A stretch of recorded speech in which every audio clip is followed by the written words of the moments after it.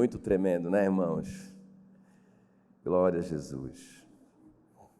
Quero compartilhar uma palavra com vocês, muito poderosa, não é? Eu creio que é a palavra que o Espírito Santo está falando com a igreja, nesse domingão aí. Deixa eu aumentar minha letra aqui rapidinho, porque eu acho que...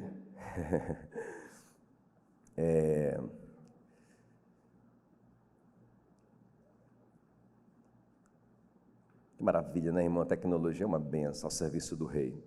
Muito bom. Então vamos ler comigo Salmos 100. Salmos 100 a partir do versículo 3. Ok? Fica muito ligado agora, né? Se você puder colocar o seu telefone no modo avião, para que você não perca, porque, irmão, isso vai mudar a sua vida.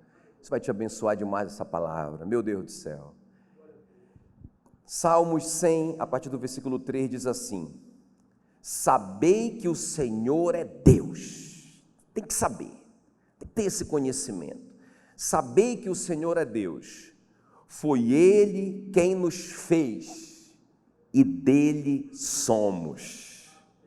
Somos o seu povo e rebanho do seu pastoreio.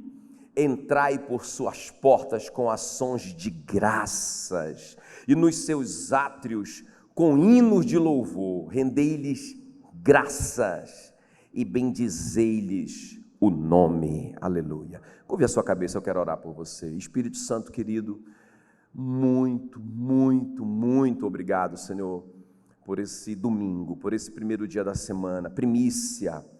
Queremos consagrá-lo ao Senhor, vivermos para o Senhor esse dia. Ó Deus, e nós queremos compreender no nosso coração realmente o que significa ações de graças. Queremos ter uma vida de ações de graças, um estilo de vida de ações de graças. Por isso nós clamamos nessa manhã que o Senhor nos explique, que o Senhor revele essa palavra no nosso coração. Em nome de Jesus. Amém e amém. Muito bem, queridos. Então, esse Salmo 100, muito tremendo aqui, sabei que o Senhor é Deus. Então, parece uma coisa básica, mas a gente precisa saber mais o que significa, não é? Deus ser Deus. Amém, queridos? Parece, eu sei. A gente só tem como saber através das Escrituras, não é? E também, ele continua dizendo, foi Ele que nos fez, não é? Então, se eu estou aqui, se eu estou vivo, não é? Se está tudo funcionando em mim, não é? Se tem um coração batendo e um sistema, todos os sistemas funcionando, e eu posso falar, posso pensar, não é? Ele que fez tudo isso, isso é um milagre, não é? Meu Deus. E outra coisa que o salmista diz, que nós somos dele, nós somos uma propriedade dele, então ele vai cuidar da gente. Fala que nós somos povo, e povo dele, também nós somos rebanho do seu pastoreio, então significa que ele é o nosso pastor, então nada nos faltará, não é? Imagina se um homem que é pastor de animais, não deixa faltar nada para aqueles animais, imagina Deus que é o nosso pastor. Agora, o que ele diz aqui no versículo 4? Entrai por suas portas. Como é que eu entro na presença de Deus? Como que eu entro na presença de Deus? Diga comigo, com ações de graças, não é? Com ações de graças. Primeira coisa que eu tenho que apresentar para Deus, quando eu entro na presença dele, ações de graças. E aí, irmãos, eu quero falar com vocês sobre isso. Ações de graça, porque ele não diz, entrai na presença dele com palavras de gratidão, conquanto isso é muito legal, mas irmãos, ações de graças é muito maior, não é, do que palavras de gratidão. Eu digo que é muito mais fácil a gente dizer, querido, muito obrigado, do que a gente fazer algo que expresse a nossa gratidão. Então é para a gente entrar na presença de Deus com ações de graça, e nos seus átrios com hinos de louvor, rendei-lhe graças e bendizei o nome. Amém, queridos?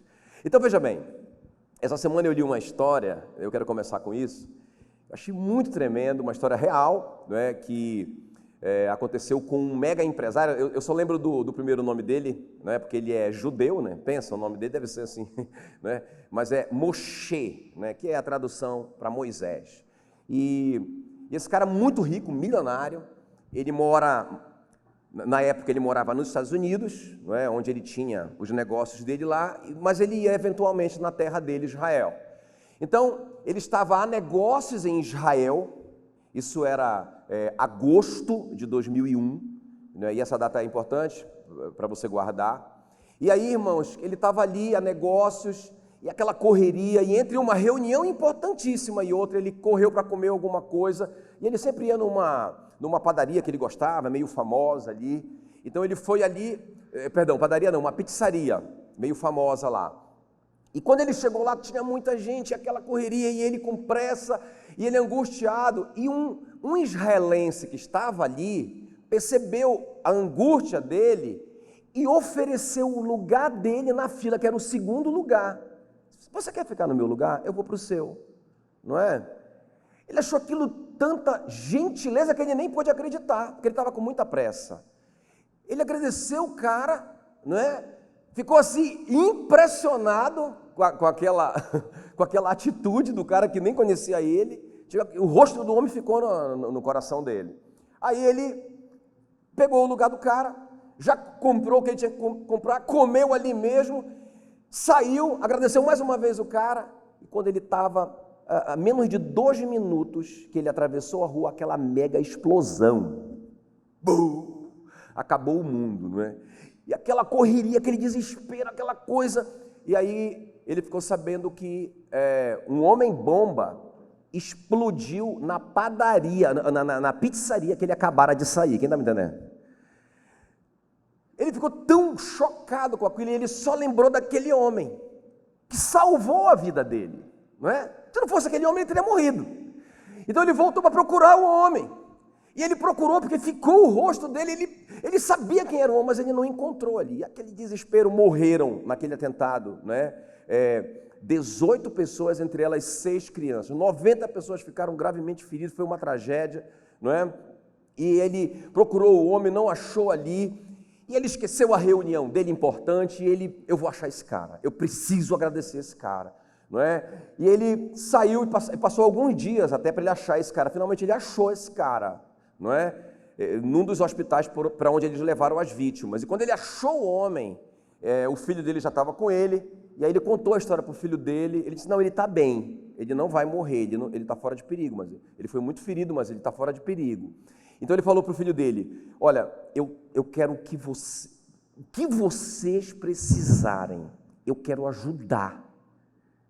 Ações de graça. Isso não é muito obrigado, meu amigo, não é? Ele disse: o que vocês precisarem, por favor. Aí deixou o cartão dele e ele voltou para os Estados Unidos.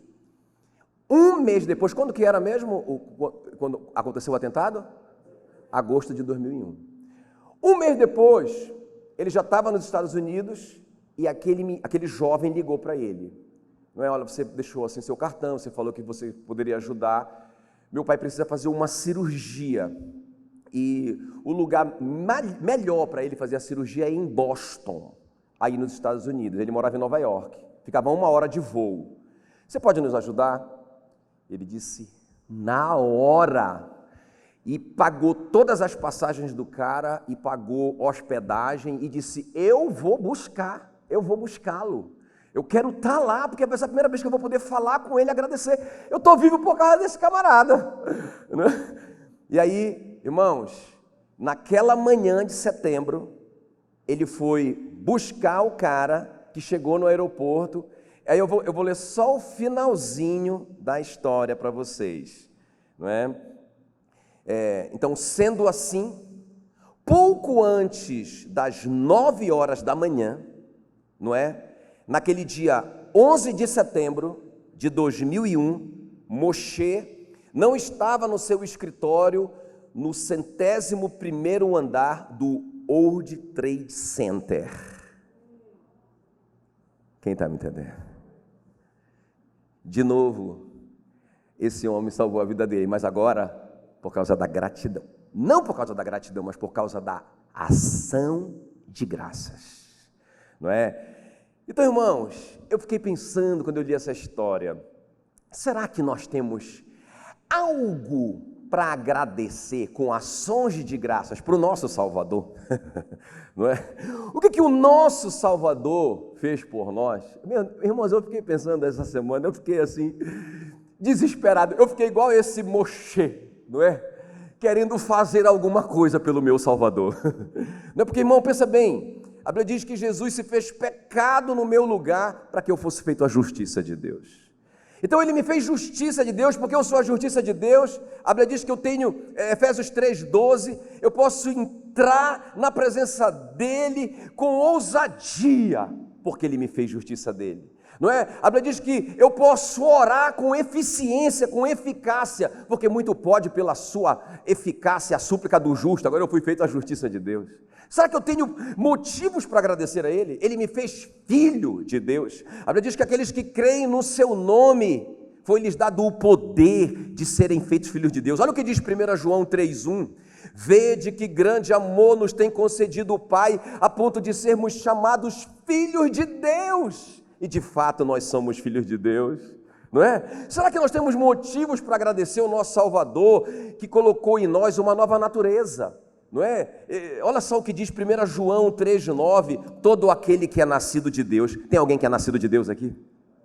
Não é? Aqueles que creram em Jesus foram nascidos de Deus. Então olha só o que diz, todo aquele que é nascido de Deus não vive na prática do pecado, pois o que permanece nele é a divina semente. Ora, esse não pode viver pecando, porque é nascido de Deus.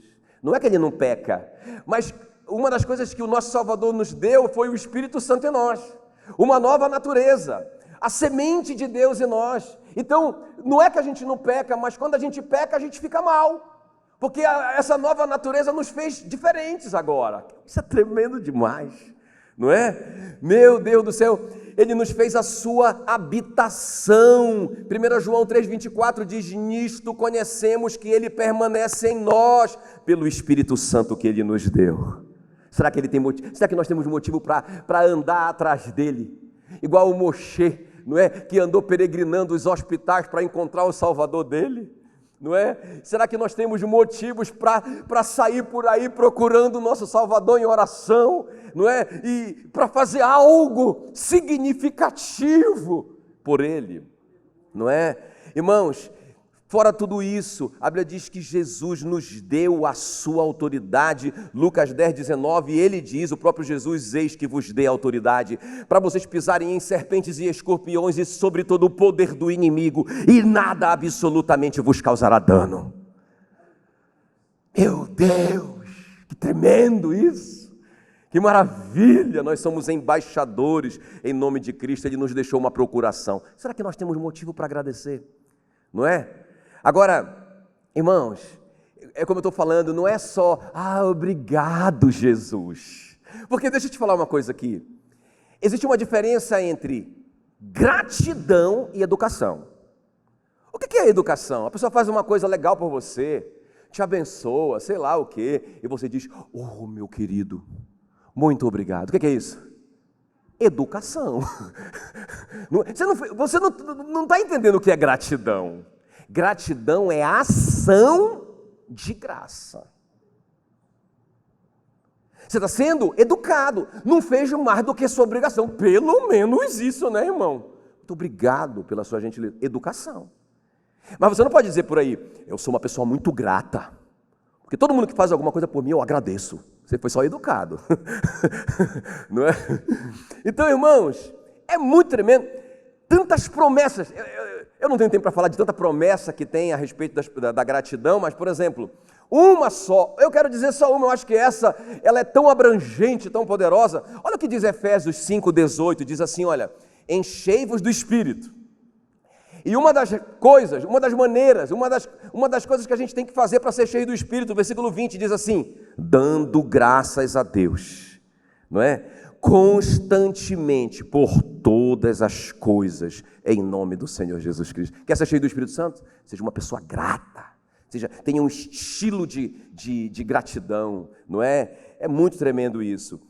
E gratidão é uma coisa tão séria, que a ingratidão, irmãos, é muito séria, não é? Você sabe que uma das coisas, né? um dos 5 pecados que impediram que Israel entrasse na terra prometida a primeira vez? Quem sabe que a primeira vez eles falharam, né? Eles não entraram e passaram 40 anos no deserto. Uma das coisas que fala lá em 1 Coríntios 10:10 é: não murmureis, como alguns deles murmuraram e foram destruídos pelo exterminador. Não é? Então, irmãos, eu quero falar hoje sobre essa verdadeira gratidão, sobre ações de graça. Eu quero ser cheio do Espírito Santo, e durante a palavra vocês vão ver tantas promessas, quando a gente entende, não é, o que é gratidão e a gente pratica gratidão. Agora, eu quero mostrar para vocês, de uma forma bem prática, 3 pessoas e 3 ações de graças. Não é? Vocês já entenderam que gratidão é diferente de educação. Gratidão é uma ação, não é? É uma ação que demonstra com aquela ação a minha gratidão. É isso que é ações de graças. Então essas 3 pessoas são, em primeiro lugar, a sogra do Pedro, não é? No momento que ela foi, o que ela fez, né? O que foi prático na vida dela quando ela recebeu a cura de Jesus? Ela levantou e serviu a equipe missionária. Então diga comigo, serviço. Diga bem forte agora, serviço. Então, através do serviço dela, ela demonstrou gratidão. A segunda pessoa que a gente vai ver é a Maria, irmã do Lázaro. Não é? Pensa, o irmão dela tinha sido ressuscitado dentre os mortos, só isso, não é? E ela ficou tão grata, ela não foi lá dizer assim para Jesus: oh, Jesus, muito obrigado, querido, você é tão bonzinho. Não, irmãos, ela fez algo que expressou a gratidão dela, nós vamos ver. E terceiro e último lugar, nós vamos ver os 10 leprosos, né? Um deles voltou e ele fez algo que expressou a gratidão dele. Quem está comigo? Então vamos comigo aqui, quem está pronto? Quem quer aprender a ser grato de verdade? Não é? Então vamos ver comigo. Primeira coisa aqui então, com o nosso louvor e nossa adoração. Isso é muito mais do que dizer muito obrigado. Ah, pastor, toda vez que a gente vai almoçar, eu dou graças a Deus. Não é? Eu digo que você é uma pessoa muito educada. Obrigado, Jesus, por essa comida. Eu reconheço que foi o Senhor que deu. Você é muito educado. Mas, irmãos, você vai aprender o que é gratidão. Amém, querido? Então, vamos lá. Primeira coisa aqui, com nosso louvor e adoração. Então, Lucas 17:15, não é a história dos 10 leprosos, fala que um dos 10, somente um deles, vendo que fora curado, voltou dando glória a Deus em alta voz e prostrou-se. Olha o que ele está fazendo. São coisas externas, são coisas que ele está fazendo. Isso aqui é uma ação de graça, é o primeiro nível de gratidão. Ele prostrou-se com o rosto em terra aos pés de Jesus, agradecendo-lhe. E este era samaritano. E é interessante, irmãos, que quando ele chega ali com aquela ação de graça, não é? Ele está tão grato, pensa bem, o cara era um escravo da doença, os leprosos viviam banidos da sociedade, viviam em leprosários, eles não podiam, pela lei, se eles saíssem para alguma necessidade, eles eram obrigados a gritar: leproso, leproso! Eles eram obrigados, se eles não fizessem isso, eles estavam quebrando a lei, eles poderiam ser presos e mortos, não é? Irmãos, pensa numa miséria de vida. E aí, esses caras têm a vida transformada, eles aproximam de Jesus ali e começam a dizer: Jesus, filho de Davi, tem compaixão de nós. E Jesus, de longe, disse para eles: podem ir se apresentar ao sacerdote pela cura de vocês. Todos os 10 creram.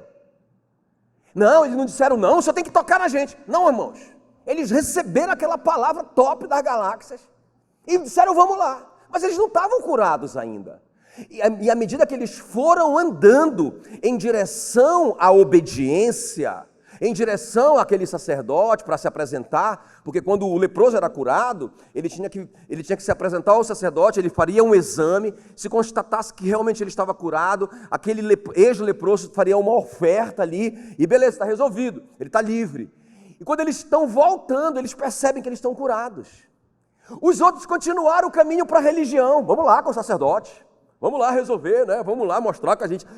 Esse cara único, cara, eu vou voltar. eu tenho que fazer algo, não é?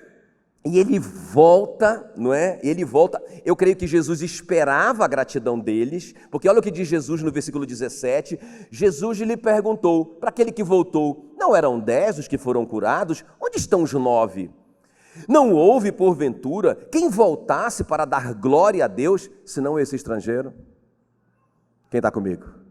Então Jesus esperava a gratidão dos 10, porque foi algo muito grande, mas só um voltou. Agora preste bem atenção, irmãos.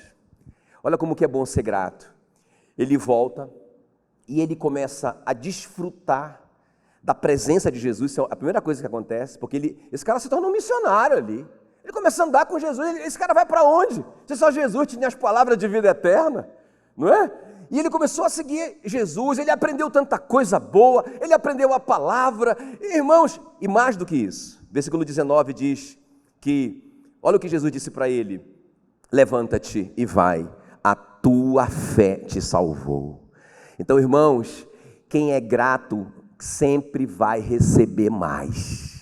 Os 9 receberam a cura, maravilha, mas ele, além da cura, recebeu a presença de Jesus, a sabedoria de Jesus e a vida eterna. Quem está me entendendo aqui?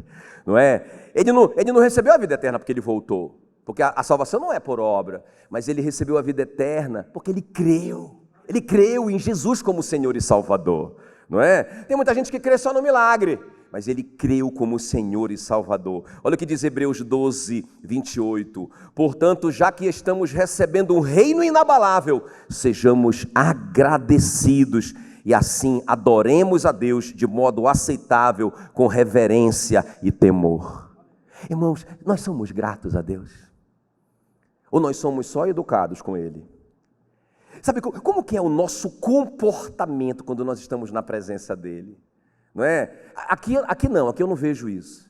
Mas por aí, quando eu vou viajar por aí, vou pregar por aí, eu vejo na hora da palavra, na hora que Jesus está pregando, que está falando com as pessoas, a pessoa está lá distraída no celular, olhando o Facebook, o Instagram, não é? E sabe, sem nenhuma reverência, sem nenhum santo temor, sabe, sem um coração de adorador. Porque eu estou tão grato por essas coisas que Ele fez. Ele veio morar dentro de mim, Ele me fez filho dEle, Ele me fez herdeiro, Ele me fez autoridade nessa terra, Ele me fez justiça de Deus. Agora eu posso orar e a minha oração é a oração do justo. Ele fez tudo isso na minha vida, como que eu vou me colocar na presença dEle? De qualquer jeito. Sabe, esse samaritano, ex-leproso, irmãos, ele volta e ele expressa a gratidão dele de uma forma prática, de uma forma viva, com o corpo dele, ele se prostra no chão, ele adora Jesus e ele ganha muitas coisas a mais. Quem está me entendendo? Quem está comigo aqui? Amém, queridos? Irmãos, isso me arrepia, porque nós deveríamos ser tão gratos, tão gratos, tão gratos. E se a Bíblia diz, não deixe de congregar, irmão, aconteça o que acontecer, eu vou estar na presença dEle, porque eu tenho um coração cheio de gratitude. O que é gratitude? É uma atitude de ação de graças. Primeiro lugar, tá bom. Segundo lugar, como que eu posso demonstrar, então, essa gratidão, essa gratitude, essa atitude de gratidão, essa ação de graça, não é? Então, qual que é a primeira mesmo? Louvor e adoração. Foi isso que o leproso fez.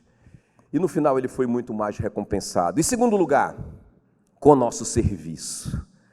Então olha só o que diz aí Lucas, a gente vai falar da sogra do Pedro. Lucas 4,38 diz, deixando ele, Jesus, não é, a sinagoga, foi para a casa de Simão. Ora, a sogra de Simão achava-se enferma. Só um detalhe que o Mateus fala, que o Lucas não fala, é que ela estava acamada e ardendo em febre, não é? Só para que você entenda que não era uma febrezinha que ela estava, ok? Ela estava muito doente, talvez à beira da morte mesmo. Então, ela estava enferma, com febre muito alta, rogaram-lhe por ela, inclinando-se, então eles rogaram por ela, inclinando-se ele para ela, repreendeu a febre e esta a deixou. Aí, beleza, ela foi curada. Quem está comigo aqui? Qual a atitude dela? Oh, Jesus, obrigado. Estava tão mal aqui, né? Passando mal, estava morrendo. Muito obrigado, tá? Tchau. Não é, tenho que fazer minha unha, porque eu estou há 1 mês sem fazer a unha. Irmãos, e logo, imediatamente, ela se levantou, passando a servi-los. Meu Deus do céu. Né? É uma palavra que o Marcão usa. Ela fez algo tangível, né? Algo que se pode tocar, não é? Então ela serviu Jesus. Agora veja bem, irmãos, isso tem muito a ver com a gente, com cada um de nós. Porque, primeiro, ela serviu Jesus com o dom dela, não é? Ela não saiu daí, agora ela disse, pastor Jesus, agora eu quero ir para o ministério de louvor, para te servir. Não, irmãos, ela serviu com o que ela tinha na mão. Ela serviu com o dom dela. Ela era uma excelente cozinheira. E ela disse, não, ninguém se move daqui. Ninguém sai daqui. O almoço está por minha conta hoje. Não é? Eu vou servir você. Eu imagino, irmãos, que ela se tornou, não é, como se fosse assim, uma espécie de cozinheira dos missionários. Eventualmente, eles voltavam lá, porque ela ficou muito agradecida. Não é? E agora, veja bem, sabe, a gente servia a Deus com o nosso dom. Não é? Às vezes, nem sempre, irmão, nem sempre. Eu lembro quando eu aceitei Jesus, que eu tocava violão, né?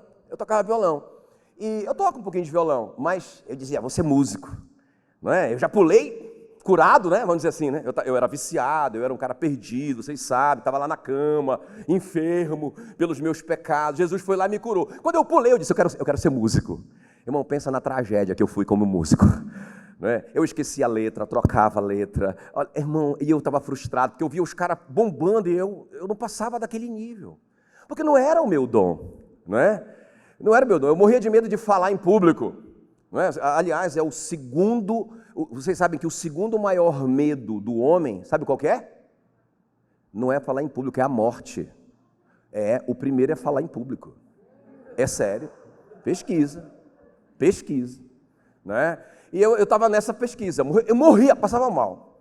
Então, pastor, eu nunca vou ser. E agora, o que é que sobrou para mim? Sabe, irmãos... Serviu com o dom dela, ela cozinhou para a equipe missionária. Então eu quero te falar uma coisa aqui, ó. Irmão, você não sabe, você não pode imaginar o tanto que a gente precisa de ajuda, não é? O quanto que esses ministérios estão gritando, não é? O quanto que é uma luta para a gente conseguir todo mundo no domingo para servir aqui, não é? O pessoal da atmosfera, que é um pessoal tão importante na igreja. Eles não estão só ali, eles têm várias atribuições importantes. Para o culto funcionar, esse pessoal tem que estar funcionando aqui, tem que estar trabalhando, cada um deles sabe a função deles. E nós estamos totalmente desfocados. As pessoas estão, como eu estou te falando, as pessoas estão, como é que fala, fazendo mais, como é que fala, acumulando funções. Não é? Eu vejo que tem tanta gente aí que pode ajudar. Irmão, para com esse papo de pandemia. Não, é por causa da pandemia. Agora é tudo por causa da pandemia. Quebrou o vidro do meu carro, foi a pandemia. Furou meu pneu, a pandemia. Não é? Irmão, tudo é pandemia. Irmão, para com isso. Estamos na guerra. Ei, coloca o teu fuzil na mão. Porque tem um monte de gente que está com fuzil, com a metralhadora, coitado, carregando o outro. E todo mundo sobrecarregado e o cara lá. Pandemia. Pandemia é uma palavra que significa desculpa para não fazer nada.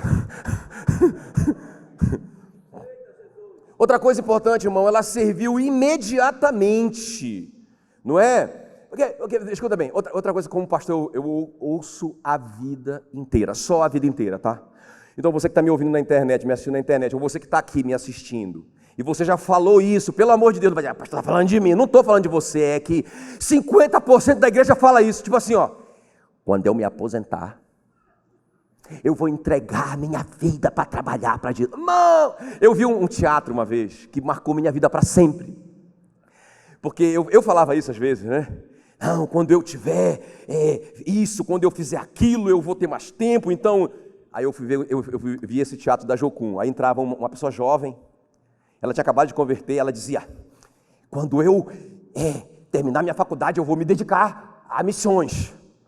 Aí ela chega com diploma, na próxima cena, ela chega com diploma, se formou, aí ela chega com aquele chapelão da formatura, formatura e tal.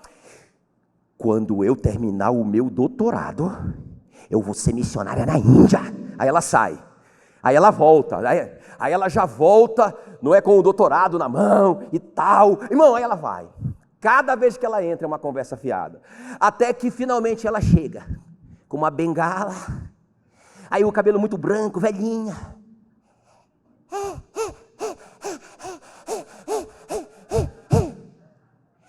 Quando eu fizer 100 anos, eu vou entregar minha vida para servir a Cristo. Aí, irmãos, aí ela morre no palco. Irmão, quando eu vi aquilo ali, eu disse, meu Deus, a gente tem que servir agora.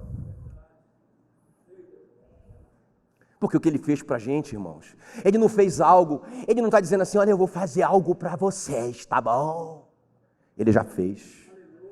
Ele já deu a vida dele, ele não ficou enrolando na cruz, não.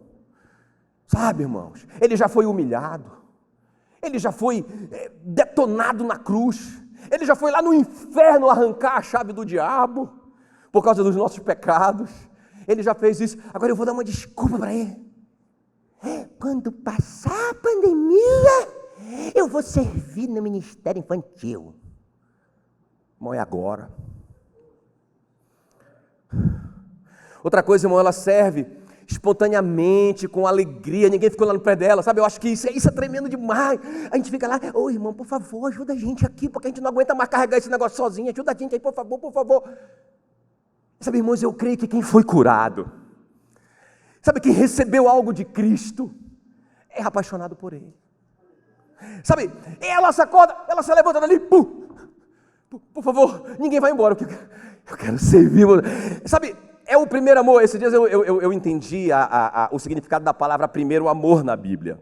Você já viu aquela palavra lá, né, que fala em Apocalipse 2,4, tenho porém contra ti que abandonaste o teu primeiro amor. Essa palavra primeiro amor é aquele amor do namoro. Quem está comigo aqui? Não é? Então, sabe aquela paixão fulminante que a pessoa vê a outra, dá um negócio, não dá? Né? Sei que eu via a Meila, eu encontrava a Meila por aí e tal, me dava um negócio. Pensava que eu ia desmaiar. Né? Isso é o primeiro amor. Irmãos, agora eu te pergunto, o que uma pessoa não faz pela outra? É por isso que muita mulher é enganada. Já viu? Porque o cara, meu irmão, toda mulher não, mas assim, por isso que muita mulher se engana nesse momento, porque o cara está no primeiro amor. Quem está me entendendo? Moço, esse cara, ele é generoso, aquele avarento que só a mãe dele sabe, não se manifesta, porque, cara, ele gasta todo o dinheiro dele, moço, com isso. Não tem dificuldade para ele, não tem. Ele faz da tripa coração. Ela disse, esse cara é apaixonado. Aí a bichinha, coitada, né? Entrega a vida. Aí depois, meu irmão, amor, tem que cortar meu cabelo, não é? Quanto que é? É 70. O quê? 70 reais? Tá doido, a mulher tá maluca, nunca. O meu é 10 reais. Toma, leva 15. Não, pelo amor de Deus, toma lá, 15 já tá muito. Aí ela fala assim mesmo, isso entrou um demônio nele. Não entrou um demônio. É que, irmãos, ele saiu de uma posição, escuta, que ele nunca deveria ter saído do primeiro amor. Porque quando Jesus fala assim, olha, eu tenho contra ti, vocês abandonaram o primeiro amor. Então o que é que Jesus esperava? Que nós sempre fôssemos enamorados por Ele, sempre nós tivéssemos essa paixão por Ele. A Meila fez um pedido para mim, ela falou assim, amor, no nosso noivado, a gente estava noivando ali, ela falou assim, amor, antes do noivado, eu só queria te fazer um pedido. Aí eu, beleza, então, irmão, qualquer coisa que ela me pedisse. Eu estava no primeiro amor. Ela disse assim, eu só vou te pedir uma coisa. Eu falei, pode falar. Eu pensei, uma coisa muito difícil, não é? Aí ela disse, seja sempre meu namorado. Eu falei, só isso? Isso é muito fácil. Depois eu descobri que nós precisamos cuidar para nós estarmos sempre nessa posição. Sempre a gente tem, até hoje, olha, Eu estou com 50 anos, ela está com 48 anos. Toda semana a gente tem o nosso dia especial. Ela está aí me ouvindo. Toda semana. Toda semana. Aconteça o que acontecer. A gente cultiva o nosso amor. Não é? E eu pergunto de vez em quando para ela: amor, eu estou cumprindo a promessa? Ela diz: está cumprindo a promessa. Não é? Então Jesus diz assim, ó: vocês deixaram de ser namorados. Se você ler Apocalipse 2, você vai ver, a partir do versículo 1, olha, eu conheço vocês. Eu conheço as obras que vocês estão fazendo. Eu conheço a perseverança de vocês. Eu tenho visto como que vocês se indignaram contra aqueles que são falsos mestres e falsos crentes. Vocês são top da galáxia. Que crentes fantásticos vocês são. Eu só tenho uma coisa contra vocês: vocês não me amam como vocês me amavam no começo. Agora vocês ficam no culto vendo celular. Agora vocês vêm uma vez por mês na igreja. Agora tudo é uma desculpa para vocês não me adorarem, não estarem comigo. Vocês abandonaram. Só isso que eu tenho contra vocês. E se vocês não mudarem, ele diz, eu virei contra vocês e vou arrancar de vocês o meu candeeiro, a igreja. Meu irmão, que coisa linda isso, né? Ele diz assim: tenho, porém, contra ti que abandonaste o teu primeiro amor. Lembra-te, pois, de onde caíste. Como assim? Que pecado foi que eu cometi? Olha lá. Arrepende-te e volta à prática das primeiras obras. Interessante, Jesus não fala assim: foi esse pecado aqui em particular. Não. Vocês deixaram de fazer, de servir. E como vocês deixaram de servir, eu percebi que vocês deixaram o primeiro amor. Porque quem ama, serve. Não é? Quem ama, serve. Então, esse é o segredo da sogra do Pedro. Ela levanta dali tão grata que ela quer servir. Meu Deus do céu, que coisa tremenda, que coisa tremenda.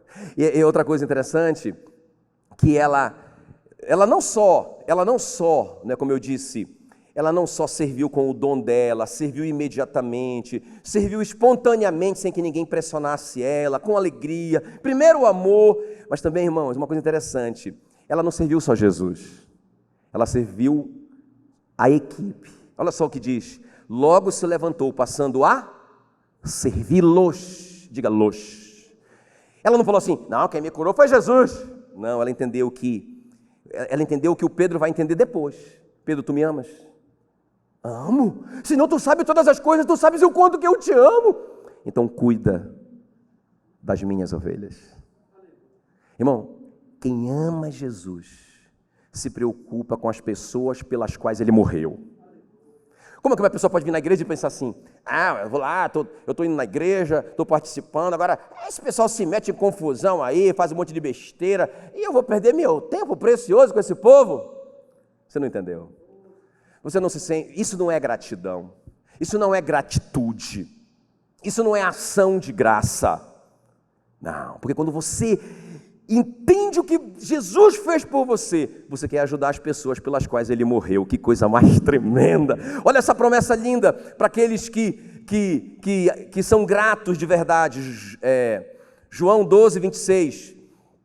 Quem quiser me seguir, siga-me. Quem quer servir Jesus?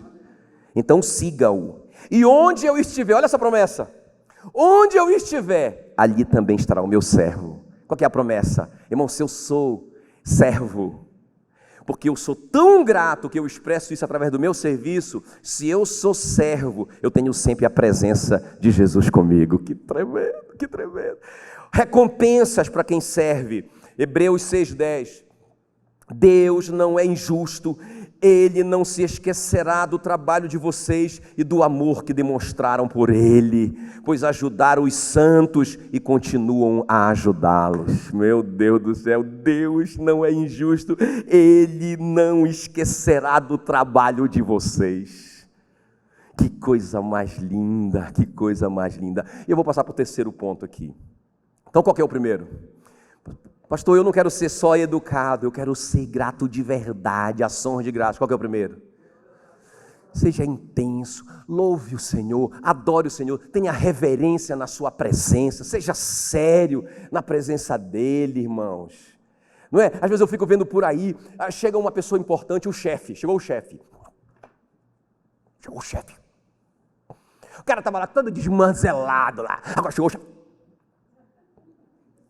Mas, irmão, na presença de Jesus, a pessoa fica levantando toda hora. Não aqui, graças a Deus não acontece isso. Ele levanta aí. Parece que tem um negócio aí lá na cadeira. Senta e levanta. E vai de novo. Moço do céu.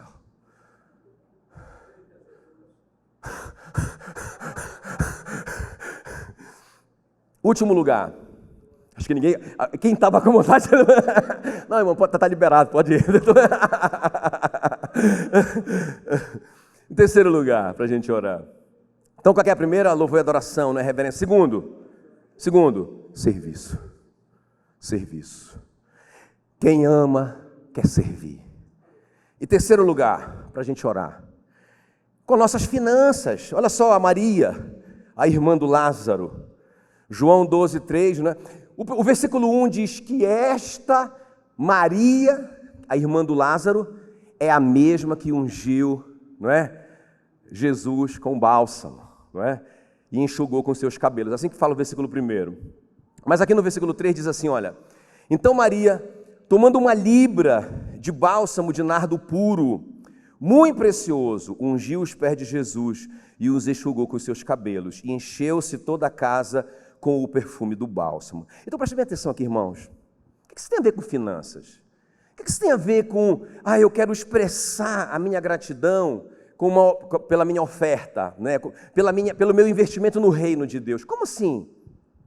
Eu estava pensando nessa história aqui, porque veja bem, irmãos, é muito tremendo isso, porque a Bíblia diz, né, que quando ela fez isso, que ela quebrou o vaso de alabastro, derramou o perfume, o Judas que estava lá disse: que desperdício! Como que ele pode aceitar? Como que Jesus pôde aceitar isso que essa mulher fez? Porque nós poderíamos ter vendido esse perfume por 300 denários. Ele estabelece um valor ali. E nós poderíamos ter ajudado muitos pobres com esse dinheiro. Aí o texto diz que ele não estava preocupado com os pobres. Na verdade, ele estava preocupado porque ele era ladrão e ele estava querendo pegar o dinheiro. O texto explica isso. Depois você pode ver em casa. Mas o que fica para mim aqui é o seguinte, que ele estabelece um valor, 300 denários. Um denário era a diária de um trabalhador. Veja bem, irmãos, essa mulher, a Maria, se ela é irmã de Lázaro, e aqui é o capítulo 12, que é o almoço, que inclusive o Lázaro ressurreto está participando. Quem está comigo aqui? Não é? O Lázaro que ressuscitou está lá.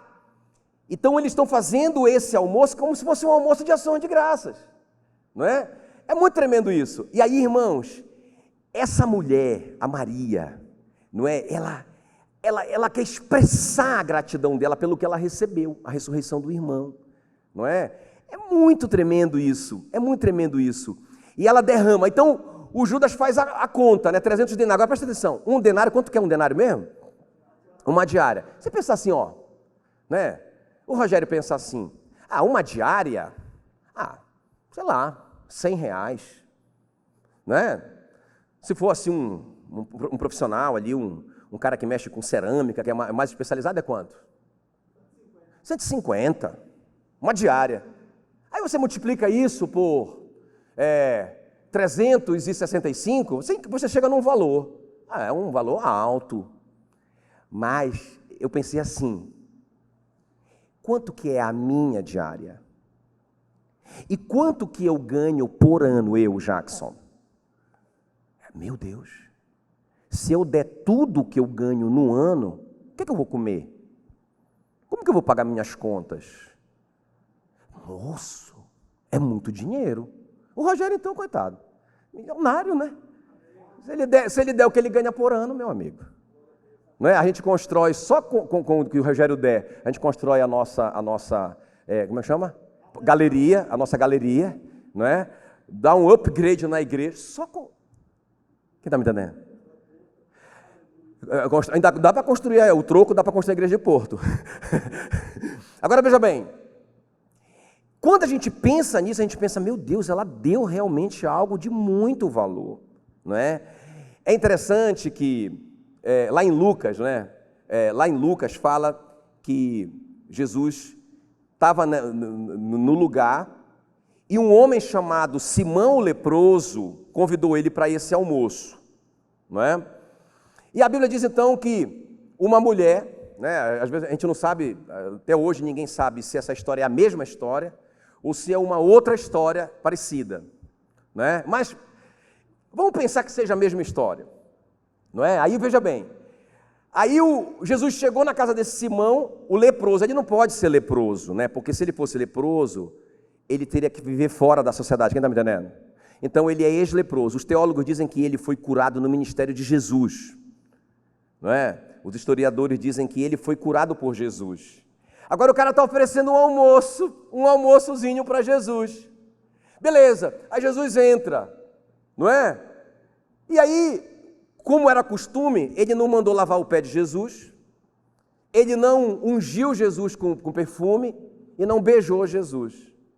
Essa mulher, vamos dizer que é a Maria, né? Vamos concordar que é a Maria, ela chega por trás dele, mas ela tem um coração tão grato. Alguns estudiosos dizem que ela fez de novo, que ela fez lá no almoço do Lázaro, não é? E ela fez quando não fizeram para Jesus. Bom, aí a gente não sabe, né? Mas o que essa mulher não aceita é só dizer: muito obrigado porque o Senhor curou meu irmão, ou muito obrigado porque o Senhor me curou da lepra. Meu irmão, na cabeça dela tem que ter uma expressão física de gratidão. Quem está me entendendo? E ela quebra o vaso de alabastro e ela unge o Senhor. É muito tremendo isso. Amém, queridos? Aí, quando o Judas reclamou porque fizeram isso, eu acho interessante o que Jesus fala. Ele diz: o que ela fez, ela antecipou o meu embalsamento, ela previu a minha morte. Ele nem tinha falado ainda sobre que ele ia morrer, mas ele disse que a mulher teve uma revelação, que ele morreria, então ela já estava embalsamando ele, ou seja, ela estava fazendo um investimento no reino, embalsamando o corpo de Jesus antecipadamente. Deixa eu te falar uma coisa aqui, irmãos. Quando eu estou grato, eu quero investir no reino. Quando eu tenho esse coração de gratidão, eu quero agir com gratidão, eu quero investir no reino. Por isso que, irmão, não entra na minha cabeça, eu não consigo entender. Às vezes eu fico tentando entender esses caras, tipo assim, essa briga, essa conversa do dízimo, não é? Porque o dízimo do Antigo Testamento, do Novo Testamento, e não sei o quê, e briga para cá, e briga para lá, e não sei o quê. Eu digo, cara, eu quero, lógico que precisa de dinheiro para expandir o reino dele, lógico. Não é? E eu estou tão grato que eu quero investir. Irmão, não tem um dia, eu falo para a glória de Jesus, não tem um dia que eu venha cultuar a Deus. Eu faço assim, ó, eu pego o meu salário, separo o meu dízimo, e eu separo uma quantidade de oferta equivalente ao meu dízimo. Eu não estou falando que isso não é uma doutrina, pelo amor de Deus, isso não é uma doutrina, eu faço isso. Aí eu separo aquele valor em cada reunião que eu vou. Então eu tenho uma ideia de quanto que eu vou dar em cada reunião onde eu vou, não é? Porque, irmãos, eu não dou conta de chegar num lugar para cultuar a Deus, que a Bíblia diz: não se apresente diante dele com as mãos vazias. Aí eu não dou conta, aí eu chego lá, já passo o meu cartão, já faço a minha oferta. Irmão, ninguém viu, ninguém precisa ver. Eu amo investir no reino dele. Aí eu vou entrar nessa briga, não sei. Rapaz, eu sei, o ar-condicionado é pago, esse lugar para a gente construir foi pago e foi muito caro, não é? Agora nós estamos construindo Luzimangues, já gastamos aí, já foi mais de 300 mil Luzimangues brincando, não é? Não está nem perto de terminar, não é? Agora nós estamos entrando em Porto Nacional, vamos alugar um prédio, tudo isso é dinheiro, irmãos. Peraí, pastor, teologicamente falando, para de conversa fiada, irmão.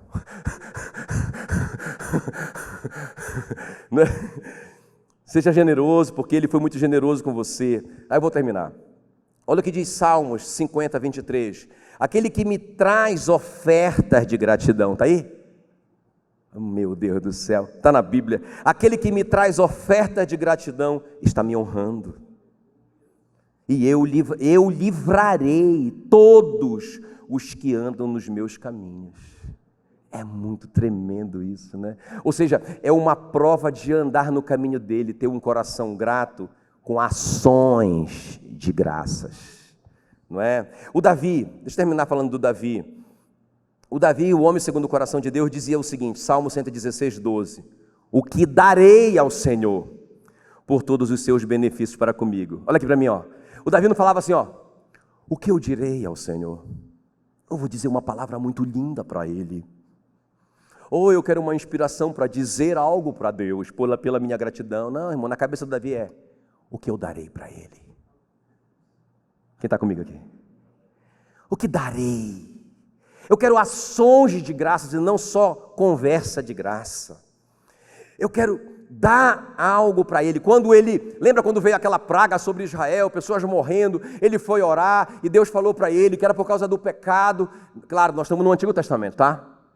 Antigo Testamento. Eu não quero falar para você, pelo amor de Deus, que é para você receber a bênção e a cura, você tem que dar uma oferta. Pelo amor de Deus, irmão. Isso é papo furado. Eu só quero usar o princípio que o Davi usou aqui, né? Porque nós estamos no Antigo Testamento aqui, então o salário do pecado era a morte, não é? Eles viviam pela obediência da lei, então quando eles obedeciam à lei, eles recebiam bênção, não é? Nós não, amém, queridos? Nós já fomos abençoados com toda sorte de bênção nas regiões celestes em Cristo, não é? Agora veja bem, escuta o que eu vou te falar, o Davi então vai obedecer a Deus, ele vai fazer um sacrifício por causa daquela doença. Não é? Então quando ele chega lá com o cara, com o dono da terra, o Araúna, ele quer comprar a terra, me vende a terra, me vende os animais, porque eu quero fazer uma oferta ao Senhor. O Araúna diz, majestade, seu dono, o senhor é o rei, como é que eu posso vender uma coisa que é sua? Toma a terra, toma os animais, toma tudo e faz a tua oferta ao Senhor. A resposta do Davi, porque ele entendia, 1 Crônicas 21, 24, eu não oferecerei um sacrifício ou um holocausto que não me custe nada.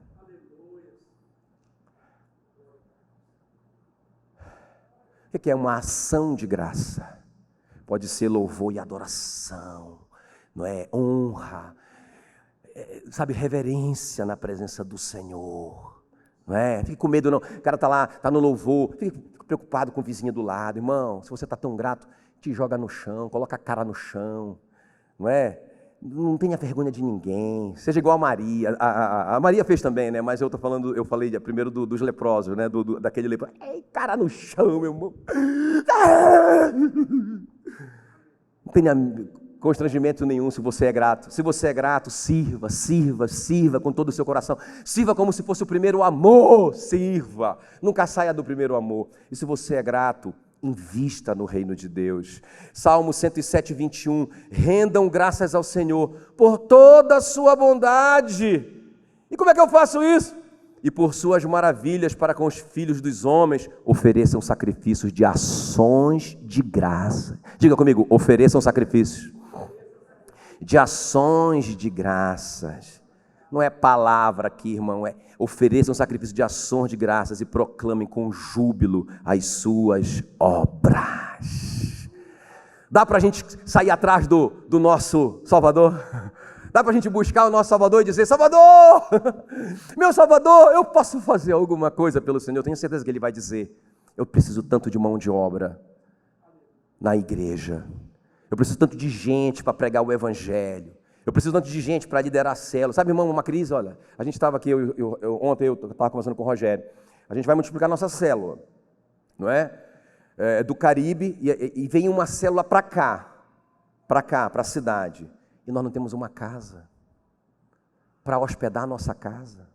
Irmão, essa conta não entra na minha cabeça, porque se nós temos 600 membros adultos, nós deveríamos ter, pelo menos aí, né? Vamos colocar aí famílias de, sei lá, de 5 pessoas. Seria 600 dividido por 5. Não é? Dá quanto? 120, é? Então nós teríamos que ter 120 casas. Nós não temos 120 células. Então vocês concordam comigo que está faltando... Se nós não temos 120 células e nós temos 120 casas, você não acha que tem gente que não está dando a sua casa? Essas pessoas não estariam gratas? Não é? Eu fico pensando, Eu só estou pensando. Posso pensar, não posso? Então, Senhor, o que eu posso fazer por Ti? Porque eu estou tão grato a Ti. Poxa, lidera uma célula para mim. Porque tem tanta gente, tem tão pouca gente para fazer célula. Não é? Irmão, a gente não encontra as pessoas. Não é? A gente quer fazer agora alguns cursos da Universidade da Família na igreja, a gente vai fazer.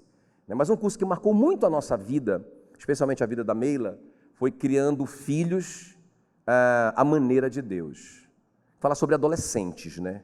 Mas também tinha um outro que ensinava a cuidar de crianças pequenas. Eu falei, amor, a gente precisa ensinar isso para a igreja. Porque eu vejo ainda tanta aberração, não é? De não saber lidar com criança e tal. Mas a gente não tem lugar. A gente não tem pessoal, não é? Por quê? Porque segundo a lei de Pareto, 20% da organização faz 80% do trabalho. Eu sempre disse assim, não, mas na igreja não vai ser assim. Essa lei de Pareto vai furar na igreja. Essa lei diz que toda a organização é assim, que 20% das pessoas fazem 80% do trabalho, menos na igreja, eu dizia, quando eu vim ser pastor. Irmão, eu vou te dizer uma coisa. Eu já estou orando para que a gente consiga chegar nos 20%. Tá bom, seu Pareto? 20% de pessoas que estão querendo pagar o preço.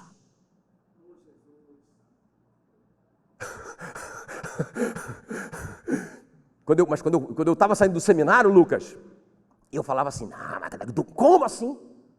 Como Jesus deu a vida pelas pessoas? Quando as pessoas entenderem isso, meu amigo, vai ser o contrário, 80% da igreja vai faltar trabalho, meu amigo. Porque vai ser tanto trabalhador que vai faltar trabalho. Agora eu estou rezando para o Santo Pareto, para ele conseguir 20% para mim. Que queira pagar o preço. O preço não, o preço. Vamos ficar em pé em nome de Jesus.